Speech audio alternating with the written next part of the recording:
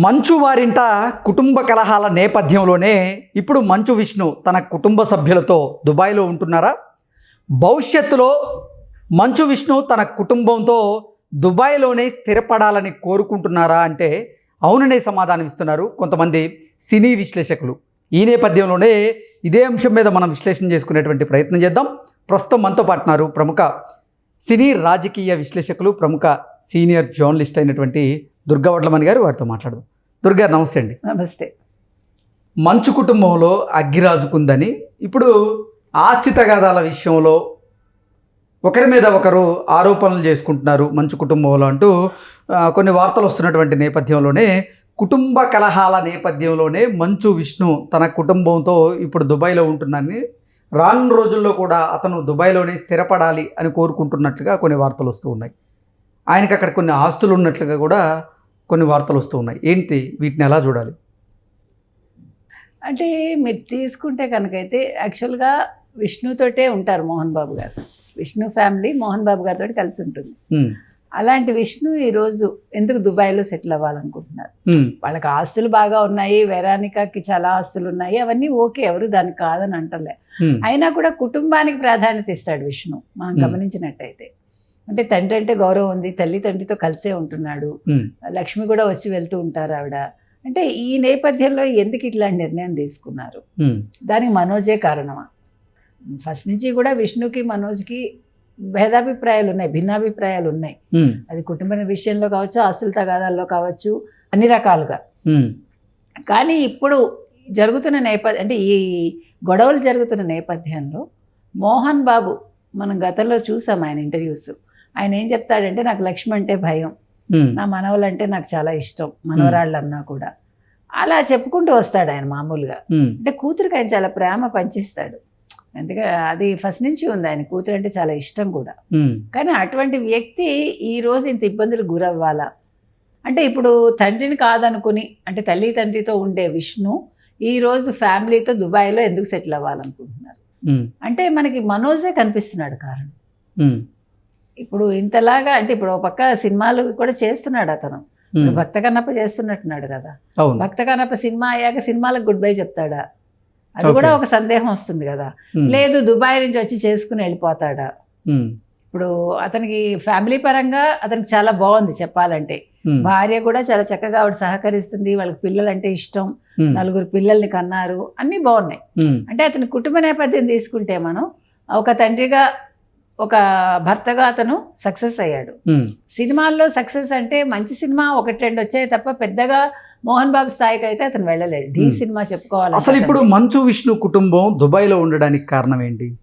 అదే చెప్తున్నానండి. అంటే మనోజ్తో వచ్చిన భేదాభిప్రాయాల వల్ల రోజు ఈ గొడవలు పడలేక వాళ్ళు అక్కడ ఉన్నారు. అంటే ఆల్రెడీ భార్య పిల్లలు అక్కడే ఉంటారు, ఇతను వెళ్ళొస్తూ ఉంటాడు అనే టాక్ కూడా వచ్చింది. ఈ మధ్యన మన ఇండస్ట్రీ తీసుకున్నామంటేనండి, అంటే అటు తమిళ ఇండస్ట్రీ కావచ్చు, ఇటు బాలీవుడ్ కావచ్చు, ఇటు తెలుగు ఇండస్ట్రీ కావచ్చు, ఈ ప్రేమ పెళ్ళిళ్ళు ఏవైతే అయ్యాయో ఎక్కువ శాతం మంది అటు భార్య ఒక చోట, భర్త ఒక చోట, లేదు తల్లిదండ్రులను వదులుకొని భర్తలు భార్యల దగ్గరికి వెళ్తాం మనం ఎక్కువ చూస్తున్నాం. అంటే ఇక్కడ ఎందుకు ఈ కాన్ఫ్లిక్ట్ వస్తుంది అంటే, ఇప్పుడు పెళ్లి చేసుకునేటప్పుడు ఉండే ఆ ప్రేమల్లో అప్పుడు వాళ్ళు, అంటే ఇటు హీరోయిన్స్ నేను మాట్లాడేది, అది తప్పుగా కాదు, హీరోయిన్స్ ఏం చేస్తున్నారంటే ఒక కమిట్మెంట్ ఇచ్చేస్తున్నారు. ఏ రకంగా? మేము పెళ్లి తర్వాత యాక్ట్ చేయము, పెళ్లి తర్వాత మేము అంటే పద్ధతిగా ఉంటామను, పెళ్లి తర్వాత మేము చక్కటి భార్యలుగా ఉంటాము, లేదా కుటుంబాన్ని చూసుకుంటాము, వీళ్ళతో కలిసి ఉంటాము, ఉమ్మడి కుటుంబంలో ఉంటాము. అంటే మనం ఇది జనరల్గా, అంటే మీరు నేను చెప్తున్నది కాదు, జరిగిన వాస్తవాలు మనం చూసినప్పుడు ఇవన్నీ జరిగాయా లేదా? ఇప్పుడు ఫర్ ఎగ్జాంపుల్ జ్యోతిక పెళ్లికి, జ్యోతికని చేసుకోవటానికి శివకుమార్ ఒప్పుకోలే ఫస్ట్. సూర్య జ్యోతిక చాలా సంవత్సరాలు వెయిట్ చేశాక ఆయన ఒప్పుకున్నాడు. కానీ ఏం కండిషను? పెళ్ళయ్యాక నువ్వు యాక్ట్ చేయకూడదు. She accepted that. ఆవిడ చాలా మంచి వదినగా, మంచి కోడలిగా, మంచి గృహిణిగా పేరు తెచ్చుకున్నాక తనకి యాక్టింగ్ మీద మళ్ళీ మనసు వచ్చింది. సో ఇక్కడ ఎవరిది తప్పొప్పు మనం చెప్పలేము.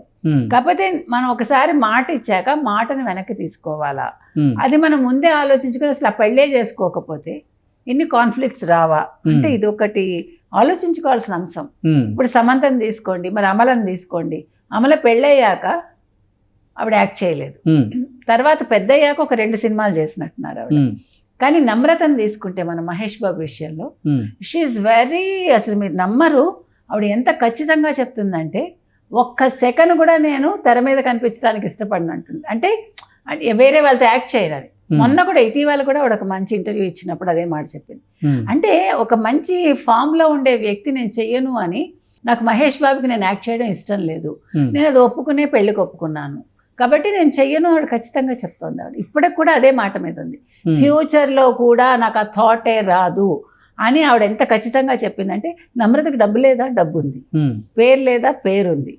అంటే నేను అనేది ఏంటంటే, మనం భార్యాభర్తలుగా ఒక దానికి కట్టుబడి ఉన్నాక దాన్ని ఎందుకు కాదనుకుని వీళ్ళందరూ వెళ్ళిపోతున్నారు. అంటే ఇంకా ఈ చిత్రసీమ అనేది, లేకపోతే ఈ ఏమన్నా సినీ ఇండస్ట్రీ అనేది ఎందుకు వీళ్ళని సెలభాలు చేస్తుంది? వీళ్ళ జీవితంలో ఏం కోల్పోయారో ఎప్పటికి తెలుసుకుంటారు? అంటే కుటుంబం ఒకటే ముఖ్యమా అంటే కుటుంబం ముఖ్యమే. ఎందుకు చెప్తున్నాం అంటే, ఇంత నేపథ్యం ఎందుకు చెప్పుకోవాల్సి వచ్చిందంటే, ఇప్పుడు సమంత విషయం తీసుకోండి. సమంత చేసిన ఫ్యామిలీ మ్యాన్ సిరీస్ కావచ్చు, లేదు ఆ పాట పుష్పాలో, అది ఏ సగటు భర్త ఒప్పుకోలేడు.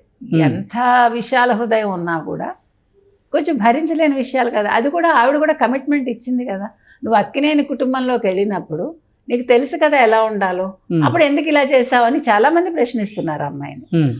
తను ఇప్పుడు రిగ్రెట్స్ అయ్యి, లేదు మరొకటి అయ్యి, అవన్నీ అవసరం లేదు. ఓకే, నువ్వు ఒకటి కాదనుకున్నావు, ఒకటి కావాలనుకున్నావు, వచ్చేసాక మన సింపతి గెయిన్ చేయాలని చూడకూడదు అంటాను నేను. అది సగటు మనిషి అయినా కావచ్చు, అంటే ఒక మధ్యతరగతి గృహిణి అయినా కావచ్చు, లేదు మధ్యతరగతి భర్త అయినా కావచ్చు, లేదు సినిమా ఇండస్ట్రీకి చెందిన వాళ్ళైనా కావచ్చు, మనం అవుట్ ఆఫ్ దట్ మనం ఏదో అందులోంచి ఒక సింపతిని గెయిన్ చేసి నన్ను నేను ప్రొజెక్ట్ చేసుకోవాలనుకోవడం నాకెందుకో అది కొంచెం అంత పద్ధతిగా అనిపించలే, అంటే మంచిగా అనిపించలేదు నాకు. సో మంచు విష్ణు కుటుంబం అయితే రానున్న రోజుల్లో కూడా దుబాయ్లోనే స్థిరపడాలని కోరుకుంటున్నారా? అయితే వాళ్ళు అలాగే అనుకుంటున్నారని మనం వింటున్నాము. అంటే ఇప్పుడు ఏమైనా మనోజ్ మారి ఒకవేళ కొంచెం మళ్ళీ అతను పెద్దవాళ్ళు ఎవరన్నా చెప్పి ఈ వివాదాలన్నీ సద్దుమణిగితే అప్పుడు మంచు విష్ణు తన నిర్ణయాన్ని మార్చుకుంటారు. అంటే హర్యానా విర్యానా చదువుల కోసం ఇప్పుడు వారు దుబాయ్లో ఉంటున్నారా, లేదంటే ఇతరత్ర కారణాలు ఇప్పుడు మీరు చెప్పినట్లుగా కుటుంబంలో ఉన్నటువంటి వివాదాల కారణంగా, విభేదాల కారణంగానే అక్కడ ఉంటున్నారా? అంటే ఇప్పుడు మీరు మామూలుగా దుబాయ్లో చదువులు అంటే 10th వరకే చదవగలరండి. 10th తర్వాత వాళ్ళు ఇండియాకో ఇంకా ఏదైనా కంట్రీకి వెళ్ళిపోవాలి, అక్కడ హైయర్ స్టడీస్ కుదరదు మామూలుగా చెప్తున్నా. కాబట్టి మరి ఇప్పుడు వీళ్ళు గొడవల కారణంగా ఉన్నారా, లేకపోతే వాళ్ళకి అక్కడ ఆస్తులు ఉన్నాయని ఉన్నారా మనకు తెలియదు. అయితే దానికి ఇప్పుడు ఇది దోహదం చేసిందంట. ఇప్పుడు ఈ గొడవలు ఏవైతే ఉన్నాయో, ఓకే ఎలాగా తను అక్కడే ఉంటుంది పిల్లలతోటి, why can't I stay there అనుకున్నాడా, ఎందుకు ఈ గొడవలు ఇప్పుడు అమ్మా నాన్నతో ఉన్నప్పుడు? ఇప్పుడు మనోజ్ చేసే గొడవలు విష్ణు కూడా కారణం కాకూడదు కదా. ఇప్పుడు విష్ణు సెంటర్ పాయింట్ అయిపోతాడు. ఇప్పుడు ఏదొచ్చినా విష్ణు మీదకి వస్తుంది. నిన్న బౌన్సర్స్ వెళ్ళారు, 100 మంది బౌన్సర్స్ విష్ణు బౌన్సర్స్ వాళ్ళు విష్ణు పెట్టాడు దుబాయ్ నుంచి వచ్చే ముందు అని ఒక టాక్ వచ్చింది. మనకి నిజానిజాలు తెలియదుగా. ఇప్పుడు అనవసరంగా వివాదాల్లోకి విష్ణు వెళ్ళడం అనేది వద్దనుకుని ఉండొచ్చు కదా, భార్య కూడా వద్దని చెప్పు ఉండొచ్చు, మనకు తెలియదు. ఇది మనం ఒక 2 రోజులు పోతే గానీ దీనికి ఒక కరెక్ట్ క్లారిటీ అనేది రాదని నేను అనుకుంటున్నాను. ఓకే అండి, థ్యాంక్ యూ సో మచ్.